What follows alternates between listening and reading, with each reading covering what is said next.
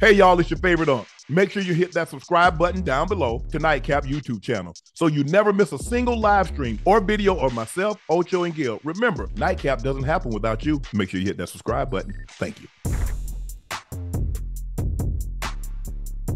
Ezekiel Elliott has only amassed 14 touches over the past 3 weeks, 8 fewer than Rico Dowdle. Rico Dowdle. Per Clarence Hill, Elliott is apparently dumbfounded by the lack of opportunity and has spoken to coaches regarding his role. Zeke has rushed for a career low 3.3 yards per carry, 98 yards on 30 carries. He also has just 6 passes for 36 yards. Dowdle, the team's #1 running back, at this junction has been the most effective. He's rushed for 221 yards on 54 carries and caught 11 passes for 101. My only thing is, Zeke, what did they tell you upon your return? Did they tell you? If you're coming on a return, you should understand that your production isn't going to be like it was when you first got there. And you're definitely not going to be the #1 based on your return. Mm-hmm. You know that already. They don't have to tell you anything. I guess they do. Understand the business. Understand how the game works. I can't think of too many running backs, especially at that position, that went from one team, went somewhere else, and came back and was the guy expected to be the main guy. Still expected to get the same amount of opportunities and carries to be able to be productive. That's not the way it works. They're going to always go with the younger and fresher legs every time and put you in sparingly. Do you remember what Zeke was doing when his last year in Dallas? There's a reason why they let him go. Hey, he was hurt. He had that big-ass knee brace on. Remember? Ocho. And guess, yes. He had that big-ass knee brace. He's 2 years older. Yeah. Oh, hey, listen. His last year in goddamn New England wasn't that bad now. No, it wasn't bad when it comes from touchdowns. Oh, yeah. What was Zeke's numbers in New England? I don't think he averaged 4 yards a carry, Ocho. He might have. Ash is looking it up right quick. Yeah, man. I think he was good. Like, I mean, he gonna get you some tough yardage now. Oh, yeah. You know, 31 to 4th and 1. Yeah, he could He falling forward. He falling forward. Yeah. Yeah.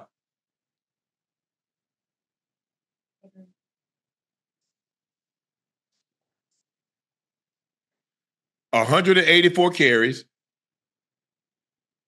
642 yards.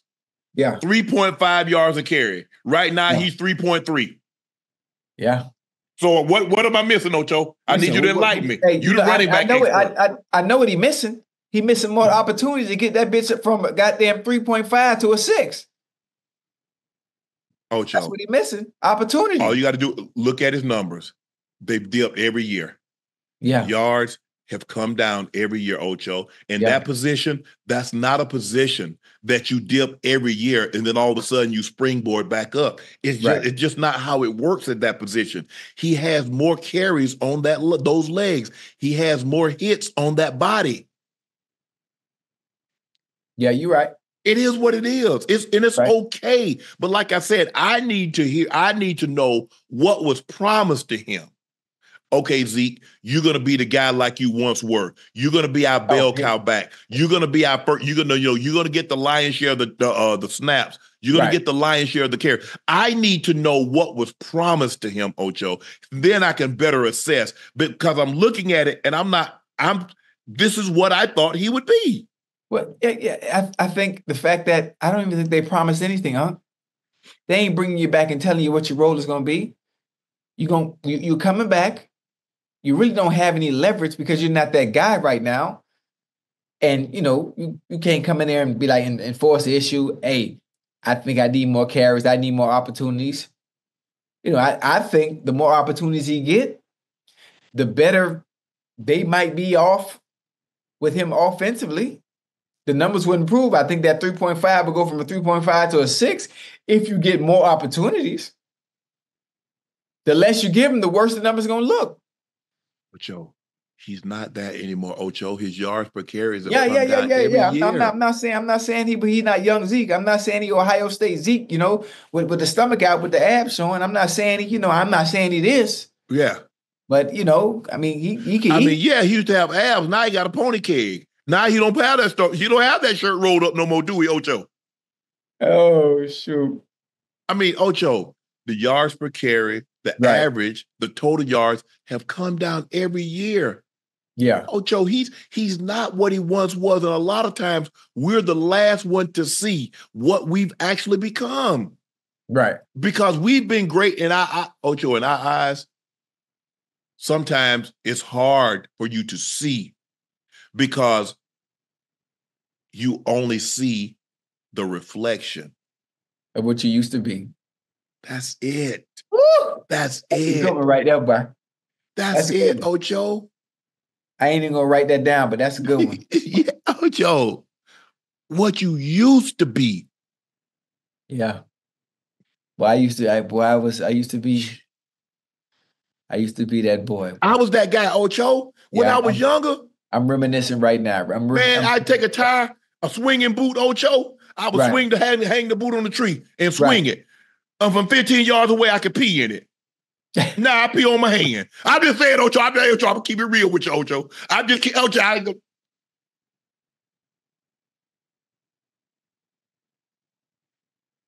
gotta keep a towel on the floor. At night I ain't hit the toilet yet. I keep a towel on the floor. Hey, that's a good one. I'm just saying, Ocho. That's a good one. You have to accept. Yeah. Sometimes it's hard, man. It is, Ocho. Sometimes it's hard. Cause right now, you know how I be. I think I could do it. I think I could do every goddamn thing. Yes. Still, right? Even at 56. I go in the gym sometime and I put that weight on there. I was like, I'm gonna do.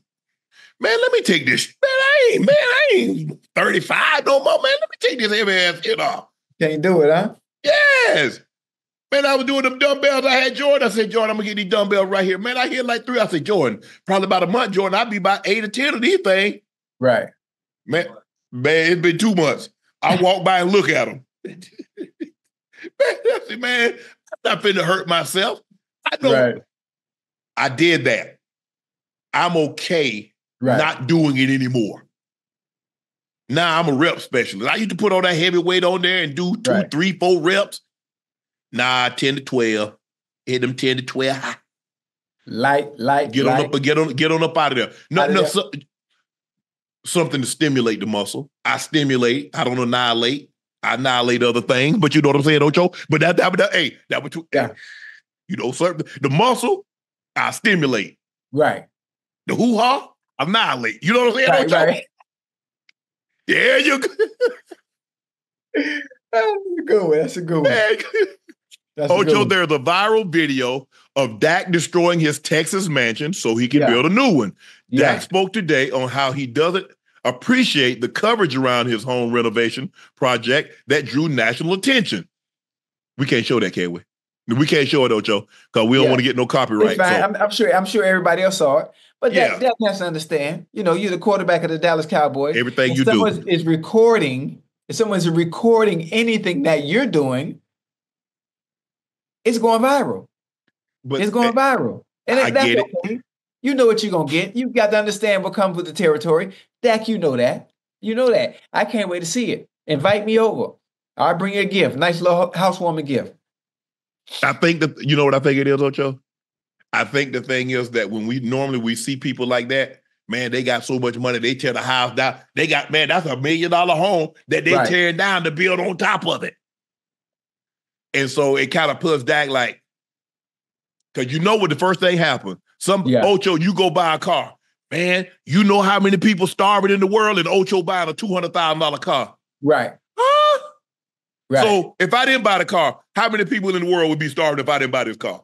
That same 200,000? That's what I'm saying. People always have ideas of what you should do with your money. Your money, yeah. Always. Okay. I'm like, come on, people. Just because somebody wants to get some enjoyment out of their lives and you're not in a position where you can financially or go buy a car or go take a vacation or do X, Y, and Z. Mm-hmm. That don't mean you should try to poo-poo on somebody else because they can. Yeah. And that's the first thing. Somebody gave $1 million. That's all? He gave $1 million more than you. You didn't give 10. Man, if I know you wouldn't. No, you wouldn't. Everybody always talk about if I'd have had this is what I would do. No, you don't. No, they wouldn't. Of course not. But it's easy to say. It's easy to say what you would do when you don't got it. When you don't have to be put to the test to show. Yeah. Man, if I had that, man, I would do X, Y, and Z. Bro, you get your income tax check and it's gone before you even see it. So when you do get a little money, you're not doing what you say you're gonna do. That's what it bothers me with people. I ain't got no problem with Dak. Dak says, I like the area that I live in. I like where I am. You know what?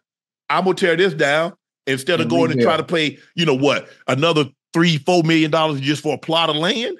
Yeah. I could just tear this house down. That was probably $700,000. I got a big enough plot of land. I'll build right on top of this. And listen, what you got to understand too, is it's not as expensive as we may think. We talk about Dallas. We talk about Houston.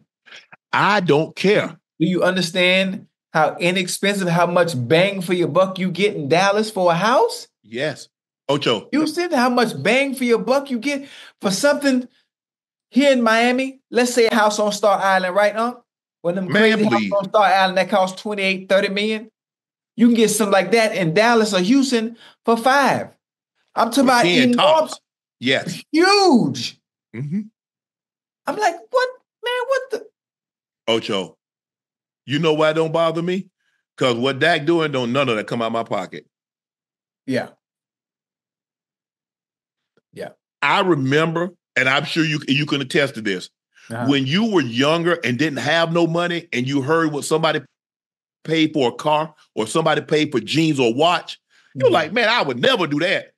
And when you got some money you could, guess what? You was the guy that said you would never be. Man, ain't no way in hell I pay $200,000 a car. That's going to get me from point A to point B? Yep. A watch that tell the time? Yep. Mm-hmm. That's exactly what I'm going to do.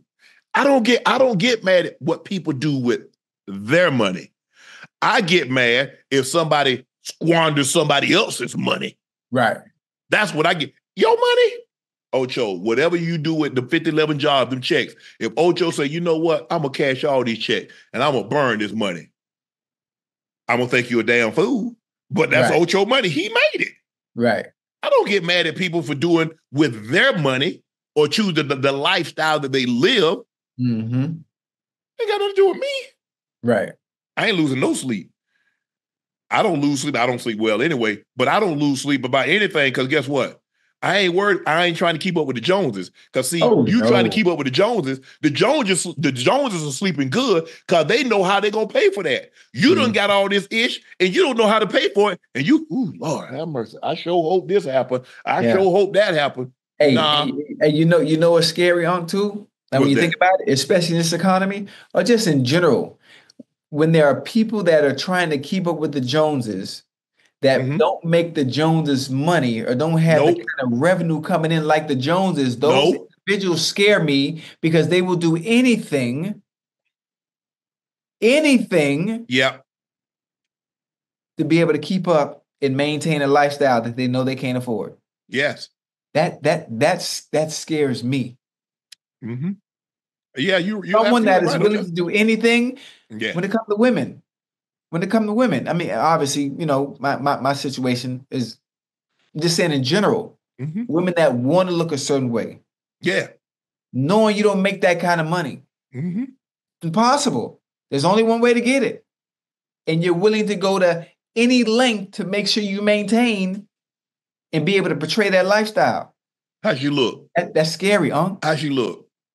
Because I help her get Hey. How you look at Ocho? That's scary, I got a couple of dollars on me. Hey. Even swap ain't no swindle. Yeah, I know. I'm with you when you're right. I'm just saying that type of stuff scared me. Yeah, for sure. Just the thought of it. You do anything. You'll cross me. Just to be able to, Oh yeah. Man. You're right. I stay from around that, boy. Yeah. That's how I am, Ocho. I live within my means. I got what I got. Man, that's all you, man, you don't wear nothing. Man, if I was, I'm comfortable in this. Yeah. Y'all want somebody to be dressed in a 3-piece suit. Y'all want somebody to be LV down. Bro, I'm at the gas station. LV who? Hell be down. You know what? It's okay. Every blue moon. Every Yes. blue moon, it's okay, to treat yourself. It's okay. Yes. But every goddamn time you step out the house, you in high fashion, looking like the goddamn mannequin. Yeah. Come on, man. Yeah. But there's some women like that, Ocho. They can't go out the house unless they got on makeup, got everything to the nine. We go into a restaurant where the most expensive thing on the menu is $45. Yeah. Yeah. And you got to dress like that? Yeah. Face full of makeup. What you wearing? Oh, you gonna get dressed? You looking at what I'm wearing. That's it. Ta-da! What? This is all I got for you. And the food gonna taste the same. Right. Ocho, during the Cowboys win on Sunday Night Football against the Steelers, NBC honed in on a sideline exchange between Dak and CeeDee. The moment occurred shortly after Prescott threw an interception while attempting to connect with Lamb in the end zone. Today, CeeDee was asked by reporters about what the words were shared between him and his quarterback, and he actually said, "Jump ball for jump balls. I got you." Yeah, I mean, I'm not a lip reader, but at that time I was able to take a guess at what he was saying. Mm-hmm. Because at that point, if he did throw a jump ball, I know who was coming down with that. Right. I know exactly who was coming down with that. CeeDee Lamb, when it comes to 50-50 balls, DeAndre Hopkins, 50-50 balls, goddamn T. Higgins, 50-50 balls. Man, I don't know what them boys' vert is, but them boys jump out the gym. Mm-hmm. They jump out the gym. So I understood exactly what CeeDee meant, but obviously in game, when it's moving fast and Dak just trying to get the ball out of his hands, it's different. Right. It's different. Right. That wasn't even no jump ball. I can see if he made a jump ball. I don't know if he was trying to throw a jump ball or a back shoulder. And because CeeDee was like, CeeDee was, that wasn't gonna be no jump ball there, Ocho. You don't think so? No. He hit the guy right in the chest. I mean, you got to make the guy, if it's a jump ball, you got to make the guy jump though, right? Yeah, that's what I meant. That's what he wanted. He wanted it to be up there so he can, go get that thing. Right. But look, in exchange like that, sometimes people say things in the heat of the battle, like, come on, bro. Hey, give me a better ball. Hey. CeeDee just come out better. You ever got into it with John? Nah. No? I didn't really bother. I told you my little one incident with Carson. I mean, we had one. It was one. Man, we was playing. In fact, we were playing the Steelers. I never forget. Where I was like, he threw a ball, and I wasn't getting as many targets as I'd like. So I finally got one, and it was a little off where I couldn't get to it. And I told you, man, I pulled that goddamn chin strap and walked back to the huddle. But then Carson said, "Motherfucker, if you ever show me up like that on national television, I'd never throw your fucking ass a ball again." I said, "All right, I got you." Because it was Monday night or Thursday night. I throw the camera. He's like, "Man, don't you ever do that." Nah, you can't. That was our one issue. One time, that was it. I don't know if you noticed, you don't see them guys do Brady and Manning like that. Them quarterbacks, you ain't do Marino and Montana and what? Yeah, nah. Man, please. Mm-hmm. They got too much control. Yeah. You think you're not getting no balls. Try going 2 games with 4 targets. Right. Ooh, shit. Exactly. You come to quickly. Yeah, I got you. My bad. Yeah, I got you. You right. Mm-hmm.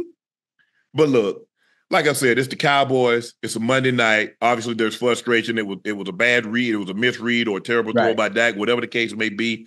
Obviously, Dak's upset with himself because it was a horrible read. CeeDee's upset because if they got their signals crossed and it's on national television and everybody's looking like, man, that was terrible. Like I said, it had to be a misread because how else would it explain Dak missed CeeDee by that much, that bad, Ocho? It had to be a misread. Somebody had to be thinking something, and it was something else. That's the only thing. That's the only conclusion that you could draw from that, Ocho. But like I said, if it was if he had thrown it, and CeeDee had to go up to get it, okay, fine.